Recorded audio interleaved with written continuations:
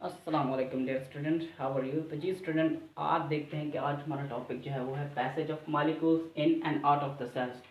तो जी स्टूडेंट, आज हम जिस टॉपिक को स्टडी करने जा रहे हैं वो है passage of molecules in and out of the cells, के सेल के अंदर या बाहर मॉलिक्यूल कैसे गुजरते हैं। तो आज हम इसको डिस्कस करेंगे, इसको स्टडी करेंगे कि passage of molecule in and out of the cell, cell के अंदर या बाहर मॉलिक्यूल्स या ज़रूरी मादे कैसे गुजर कर जाती हैं या आते हैं। तो आज हम इसको डिस्कस करेंगे। तो जी स्टूडेंट, इसके बहुत सारे तरीके हैं, बहुत सारे मेथड हैं। तो आज जस्ट हम दो मेथड्स इस्तेमाल करेंगे, यूज़ करेंगे। फर्स्ट है डिफ्यूजन एंड सेकंड है facilitated diffusion.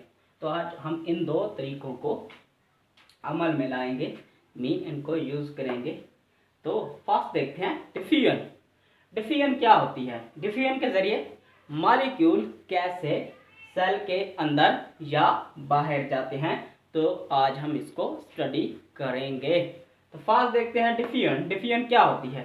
The movement of molecule from its higher concentrated area to its lower concentration is called diffusion. इसका मतलब ये हो गया कि द मूवमेंट ऑफ मॉलिक्यूल्स की movement from its higher concentration area, इसके बहुत ज़्यादा इर्तिकाज़ वाले एरिया से थोड़े इर्तिकाज़ वाले एरिया की तरफ मॉलिक्यूल की मूवमेंट मॉलिक्यूल का ज़्यादा इर्तिकाज़ से कम इर्तिकाज़ वाले एरिया की तरफ जाना, इसको जो है हम डिफ्यूजन का नाम देते हैं। किसी भी मॉलिक्यूल या किसी भी चीज़ का उसकी ज़्यादा मिकदार वाले एरिया से थोड़ी मिकदार वाले एरिया की तरफ जाना, हम उसको डिफ्यूजन का नाम देते हैं। तो डिफ्यूजन जो है वो है मॉलिक्यूल मादे क्या हो सकते हैं, कंपोनेंट क्या होते हैं जिनकी डिफ्यूजन हो सकती है। कार्बन डाइऑक्साइड, ऑक्सीजन, ग्लूकोज, ये मादे हो गए, कंपोनेंट हो गए, मॉलिक्यूल्स हो गए जिनकी डिफ्यूजन होती है थ्रू द सेल मेम्ब्रेन से जिनकी डिफ्यूजन होती है वो कार्बन डाइऑक्साइड, ऑक्सीजन, ग्लूकोज, इस तरह के मादे हो सकते हैं या इस तरह के मॉलिक्यूल्स, उनको हम कह सकते हैं जिनकी डिफ्यूजन होगी। तो मॉलिक्यूल का ज़्यादा इर्तिकाज़ वाले एरिया से कम इर्तिकाज़ वाले एरिया की तरफ जाना डिफ्यूजन कहलाता है। कोई भी चीज़ अपने ज़्यादा मिकदार वाले एरिया से कम मिकदार वाले एरिया की तरफ जाती है तो हम उसको डिफ्यूजन का नाम देते हैं। तो लेट्स सी, आपको दिखाई दे रहा है इस पिक में कि ये जो मॉलिक्यूल्स हैं इधर ज़्यादा हैं, इनका इर्तिकाज़ इधर ज़्यादा है, मतलब इनकी क्वांटिटी, इनकी मिकदार इधर ज़्यादा है और इधर कम है। तो ये मॉलिक्यूल इधर मूव कर रहे हैं तो हम इसको डिफ्यूजन का नाम देते हैं सिंपली। तो ये हो गई डिफ्यूजन कि किसी भी मॉलिक्यूल का अपने ज़्यादा इर्तिकाज़, ज़्यादा तादाद वाले एरिया से कम इर्तिकाज़ वाले एरिया की तरफ जाना, थोड़े तादाद वाले एरिया की तरफ जाना, उसको हम डिफ्यूजन का नाम देते हैं। तो ये हो गया डिफ्यूजन का कंसेप्ट। कुछ मॉलिक्यूल जो हैं वो कम इर्तिकाज़ से ज़्यादा इर्तिकाज़ वाले एरिया की तरफ आते हैं तो इसको भी हम डिफ्यूजन का नाम देते हैं। बट बेसिकली जो है वो ज़्यादातर डिफ्यूजन जो है वो ज़्यादा इर्तिकाज़ वाले एरिया से कम इर्तिकाज़ वाले एरिया की तरफ होती है, मतलब ज़्यादा क्वांटिटी वाली चीज़ कम क्वांटिटी वाली चीज़ की तरफ मुंतकिल होती है, मूव होती है, तो हम इसको डिफ्यूजन का नाम देते हैं। तो ये हो गया इसका कॉन्सेप्ट। एग्जाम्पल देखते हैं कि इसकी एग्जाम्पल क्या है डिफ्यूजन की। तो जी स्टूडेंट, जैसा कि आप जानते हैं कि स्मॉल इंटेस्टाइन में मॉलिक्यूल की बहुत ज़्यादा कंसंट्रेशन होती है, बहुत ज़्यादा मिकदार होती है, मतलब केमिकल मादे होते हैं उसमें बहुत ज़्यादा बनिस्बत ब्लड कैपिलरीज की निस्बत जो है स्मॉल इंटेस्टाइन में ज़्यादा मॉलिक्यूल्स होते हैं बनिस्बत इन ब्लड कैपिलरीज के।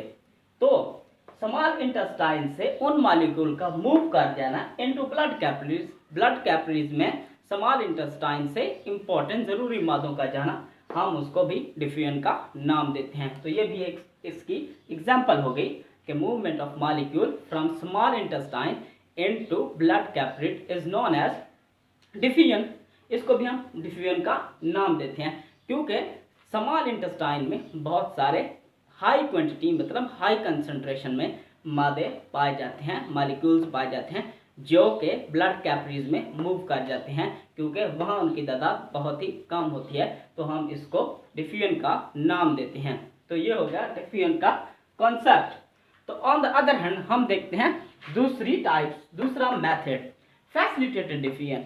ये भी एक मेथड है मॉलिक्यूल का गुजरने का from the cell into cell और out of the cell, cell के अंदर या बाहर जाने का एक मेथड है मॉलिक्यूल्स का, जिसको हम फैसिलिटेटेड डिफ्यूजन का नाम देते हैं। तो देखते हैं कि what is facilitated diffusion. Facilitated diffusion क्या होती है। तो जी स्टूडेंट देखिए, some molecule are big in size and these molecule can pass through transport protein, this method is called facilitated diffusion. तो जी स्टूडेंट हम देखते हैं कि कुछ मॉलिक्यूल्स, आप ये मॉलिक्यूल जो देख रहे हैं डिफ्यूजन में जो मॉलिक्यूल हमने पढ़े हैं उनका साइज बिल्कुल छोटा था और वो ऑटोमेटिकली गुजर जाते थे from the cell membrane. Cell membrane से इजीली वो गुजर जाते थे फ्रॉम ज़्यादा इर्तिकाज वाले एरिया से कम इर्तिकाज वाले एरिया की तरफ, मतलब ज़्यादा मिकदार से कम मिकदार की तरफ वो मुंतकिल हो जाते थे इजीली। लेकिन इसमें जो केस है इसमें कुछ कॉम्प्लिकेटेड मतलब पेचीदा सा केस है। वो ये है कि कुछ मॉलिक्यूल जो है ना वो अपने साइज में बड़े होते हैं, कुछ मादे अपने साइज में बड़े होते हैं, वो इन सेल मेम्ब्रेन से खुद ब खुद मतलब ऑटोमेटिकली नहीं गुजर सकते। उनको एक ट्रांसपोर्ट प्रोटीन की ज़रूरत होती है, मीन उसको कैरियर की ज़रूरत होती है जो इसे यहाँ से यहाँ पर मुंतकिल कर सकता है ज़्यादा इर्तिकाज वाले एरिया से कम इर्तिकाज वाले एरिया की तरफ इसको मुंतकिल कर सके। तो उसको वो प्रोटीन दरकार होती है जिसको हम ट्रांसपोर्ट प्रोटीन का नाम देते हैं। तो ये हो गया, देखिए स्टूडेंट, ये हो गया ज़्यादा साइज वाले मॉलिक्यूल, हाई साइज वाले मॉलिक्यूल जो कि सेल मेम्ब्रेन से नहीं गुजर सकते।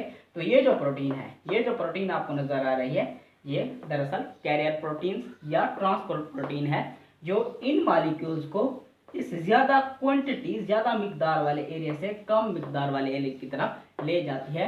तो हम इस प्रोटीन को ट्रांसपोर्ट प्रोटीन का नाम देते हैं। तो ये जो अमल है, इस अमल को हम फैसिलिटेटेड डिफ्यूजन का नाम देते हैं। मीन एक आसान जो डिफ्यूजन होती है फैसिलिटेट कर रही है वो है ट्रांसपोर्ट प्रोटीन इसको फैसिलिटेट दे रही है, आसानी दे रही है to carry these big size molecule from the cell membrane. So ये हो गया इसका कंसेप्ट ऑफ फैसिलिटेटेड डिफ्यूजन क्या होती है कि कुछ मॉलिक्यूल्स ज़्यादा साइज रखते हैं और वो सेल मेम्ब्रेन से नहीं गुजर सकते, तो उनको गुजारने के लिए एक प्रोटीन दरकार होती है जिसको हम ट्रांसपोर्ट प्रोटीन का नाम दे रहे होते हैं। ये वाली प्रोटीन वो इन बड़े साइज वाले मॉलिक्यूल को ज़्यादा इर्तिकाज वाले एरिया से कम इर्तिकाज वाले एरिया की तरफ मुंतकिल करती है। तो जी स्टूडेंट, आज जो हमने टॉपिक पढ़ाया वो है passage of molecules in and out of the cell, कि मॉलिक्यूल्स सेल के अंदर या बाहर कैसे जाते हैं। तो आज हमने इसके जस्ट दो तरीके डिस्कस किए हैं। पहला हमने पढ़ा है कि डिफ्यूजन क्या होती है कि किसी भी चीज़ का अपने ज़्यादा मिकदार वाले एरिया से कम मिकदार वाले एरिया की तरफ मूव कर जाना, उसको डिफ्यूजन का नाम दिया। तो उसकी हमने एग्जांपल पढ़ी कि स्मॉल इंटेस्टाइन में बहुत सारे मॉलिक्यूल होते हैं, बहुत ज़्यादा क्वांटिटी बहुत ज़्यादा मिकदार में मॉलिक्यूल्स होते हैं जो कि गुजर कर वो ब्लड कैपिलरीज में चले जाते हैं, क्योंकि ब्लड कैपिलरीज में उन मॉलिक्यूल की मिकदार बहुत कम होती है। तो मॉलिक्यूल ज़्यादा मिकदार से कम मिकदार की तरफ मूव करते हैं। तो हमने इसको एग्जाम्पल का नमूना पेश किया, मीन हमने इसको एज ए एग्जाम्पल यूज़ किया फॉर डिफ्यूजन की हमने यहाँ पर ये एग्जाम्पल बनाई। तो ये हो गया इसका डिफ्यूजन का कॉन्सेप्ट। ऑन द अदर जो हमने हेडिंग पढ़ी है वो है फैसिलिटेटेड डिफ्यूजन, जो कि दूसरा मेथड है of passage of molecule in and out of the cell, cell से अंदर या बाहर कैसे मॉलिक्यूल्स गुजरते हैं। तो हमने उसका दूसरा मेथड पढ़ा कि फैसिलिटेटेड डिफ्यूजन के जरिए भी मॉलिक्यूल बाहर से अंदर या अंदर से बाहर गुजर सकते हैं, वो है फैसिलिटेटेड डिफ्यूजन। फैसिलिटेटेड डिफ्यूजन में हमने ये पढ़ा है कि कुछ मॉलिक्यूल्स का साइज बिल्कुल बड़ा होता है, वो सेल मेम्ब्रेन से नहीं गुजर सकते, तो उनको गुजारने के लिए एक प्रोटीन की ज़रूरत होती है जिसे हम कैरियर प्रोटीन या ट्रांसपोर्ट प्रोटीन का नाम देते हैं।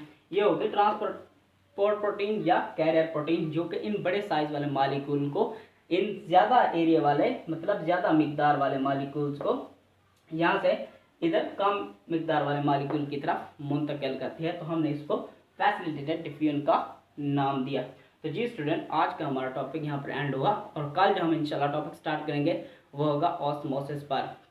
तो if you like my lecture, so don't forget to subscribe my channel and press the bell icon for the new and latest videos. Okay guys, thank you.